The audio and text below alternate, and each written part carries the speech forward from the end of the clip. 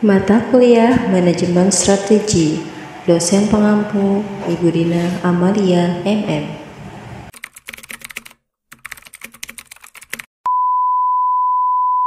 Sembilan yang beranggota, pertama saya sendiri Wulandari, yang kedua ada Nur Adia.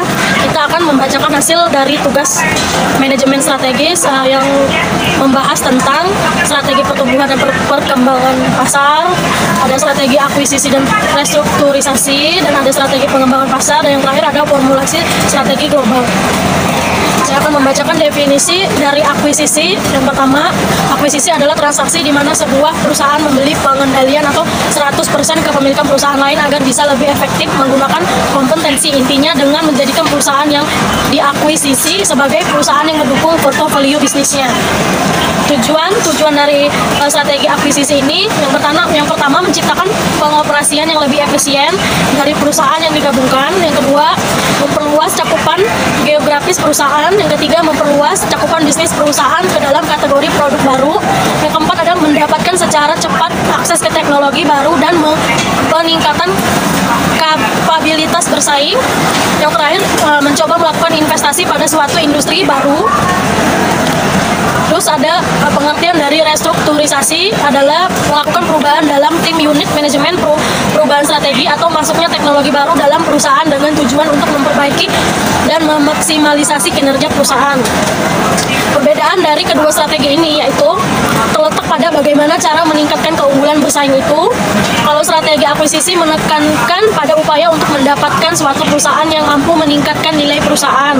Kalau sedangkan strategi restrukturisasi menekankan pada perubahan perusahaan pada sekumpulan bisnisnya dan struktur keuangannya. Oke. Presentasi selanjutnya akan dibacakan dengan Nur Adia. Strategi pengembangan pasar. Pengembangan pasar adalah suatu keputusan strategi dari suatu pertumbuhan untuk dapat memanfaatkan peluang pasar bagi pertumbuhan perusahaan secara berkelanjutan. Keberhasilan ini diharapkan suatu perusahaan dapat mempunyai keunggulan bersaing yang berkesinambungan. Alasan pengembangan pasar, satu, terdapatnya peluang untuk membangun sinergi antara pengetahuan yang dimiliki sekarang dengan nilai yang ditawarkan. Dua, munculnya pasar baru yang pertumbuhannya diperkirakan besar dan layak sehingga dapat menjadi peluang bersaing untuk organisasi perusahaan. Tiga, terdapat keinginan untuk pindah dari suatu pasar yang sempit ke pasar yang lebih luas. Adapun juga tujuan dan sasaran pengembangan pasar. Tujuan dari pengembangan pasar adalah meningkatkan pangsa pasar di produk pasar yang ada sekarang dan memperluas pada segmen pasar yang baru, sehingga akan dapat meningkatkan keunggulan bersaing perusahaan. Dengan pengembangan pasar, diharapkan perusahaan akan dapat memperluas dan menjangkau seluruh permintaan pasar. Perumusan strategi pengembangan pasarnya. Strategi pengembangan pasar diarahkan untuk mentransfer produk yang ada ke segmen pasar yang baru dan untuk mengembangkan ke pasar internasional. Terdapat strategi yang digunakan untuk pengembangan pasar yaitu strategi inovasi produk dan inovasi pemasaran. Strategi perusahaan yang ditetapkan haruslah menekankan pada upaya peran perusahaan dalam kondisi pasar yang ditemukan, yaitu pasar yang muncul atau segera timbul, pasar yang pertumbuhannya cepat, pasar yang matang dengan pertumbuhan yang lambat, pasar yang menurun, pasar yang bergejolak, serta pasar yang terfragmentasi. Baiklah, saya akan melanjutkan formulasi strategi global, yaitu peluang-peluang yang dihadapi perusahaan dalam mencari upaya pengembangan dan mengeksploitasi kompetensi inti adalah dengan mendiversifikasi pasarnya ke dalam pasar global.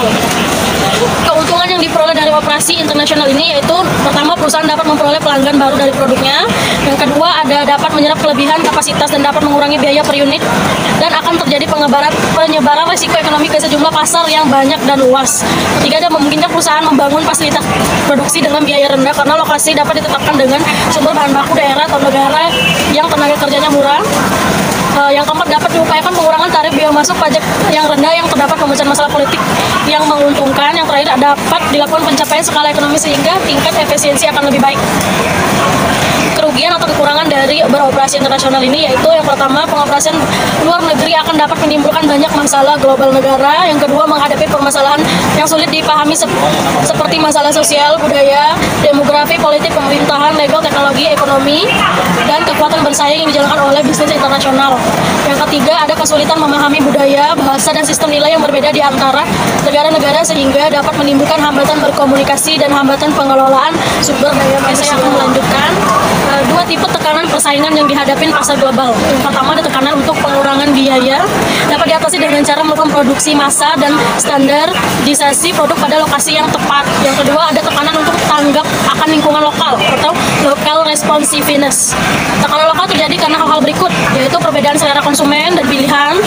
Kedua, perbedaan infrastruktur dan praktek tradisional. Yang ketiga ada perbedaan saluran distribusi. Dan terakhir ada permintaan pemerintah lokal. Lanjut, keempat jenis strategi untuk bersaing di pasar global, yaitu yang pertama, strategi internasional atau international strategi. Strategi ini menawarkan bagaimana perusahaan menciptakan suatu nilai yang unggul dari pesaing dengan transfer keahlian dan produk yang bernilai kepada pasar asing. Yang kedua ada strategi multi domestik atau multi domestic strategi. Perusahaan secara ekstensif melakukan konsumisasi terhadap produk dan strategi pemasarannya ke arah kondisi yang diciptakan pada kegiatan produksi ke arah kondisi yang nasional yang berbeda, di mana value creation untuk diciptakan pada kegiatan produksi, pemasaran, R&D, penelitian atau pengembangan di setiap negara yang dijadikan pasar global. Yang ketiga ada negara yang dijadikan pasar global. Yang ketiga ada strategi global, yaitu memusatkan pada peningkatan laba, di mana lebih mengarahkan pada standarisasi kualitas produk secara global dan tidak melakukan penyesuaian produk terhadap kondisi lokal karena menggunakan strategi low cost sehingga mendapatkan laba yang maksimal. Yang terakhir ada strategi transnasional, yaitu strategi ini berusaha untuk mengurangi tekanan pengurangan biaya dan tekanan local responsiveness yang tinggi secara bersama dan juga melakukan diferensiasi. Berikut presentasi dari kelompok 9.